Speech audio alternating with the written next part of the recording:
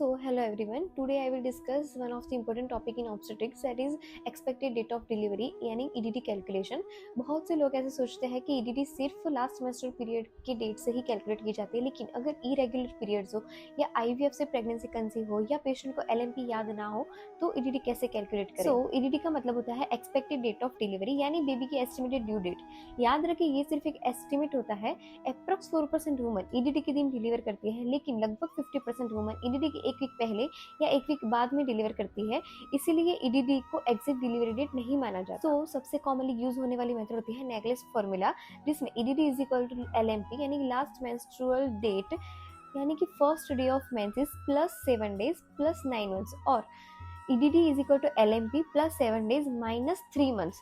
जैसे कि अगर हम देखें पेशेंट की LMP है 25 जुलाई 2025, सो 25 जुलाई में 31 डेज होते हैं, सो 25 प्लस 7 डेज यानी कि 1 अगस्त प्लस 9 मंथ्स यानी कि पेशेंट की EDD होगी 1 मई 2026। लेकिन एक बहुत ही इंपॉर्टेंट कंडीशन है, ये फॉर्मूला तभी एक्यूरेट आता है जब मेंस्ट्रुअल साइकिल 28 डेज की हो, लेकिन अगर साइकिल डिफरेंट है तो EDD में करेक्शंस करने पड़ते हैं। जैसे कि अगर पेशेंट की साइकिल 26 डेज की है तो जो रफ EDD है उसमें से हमें 2 दिन सब्सट्रैक्ट करने पड़ते हैं। If cycle is 26 days and rough EDD is 28 December, then corrected EDD will be 26 दिसंबर।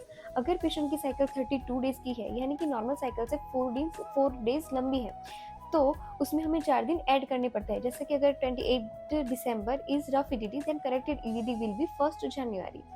लेकिन क्लिनिकल प्रैक्टिस में बहुत सारे पेशेंट रेगुलर 20 डेज की साइकिल के साथ नहीं आते हैं। बहुत सारे केसेस ऐसे होते हैं जिनको इरेगुलर पीरियड्स होते हैं, जिनको LMP याद नहीं होती, या PCOS होता है, लैक्टेशनल एमेनोरिया होता है, या फिर IVF से कंसीव हुआ होता है।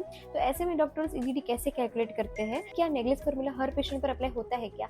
कब अल्ट्रासाउंड LMP से ज्यादा रिलायबल होता है? CRL क्या होता है? फर्स्ट ट्राइमेस्टर डेटिंग को गोल्ड स्टैंडर्ड क्यों माना जाता है? IVF प्रेगनेंसी में ड्यू डेट कैसे कैलकुलेट करते हैं? So all this questions answers I will discuss in next video.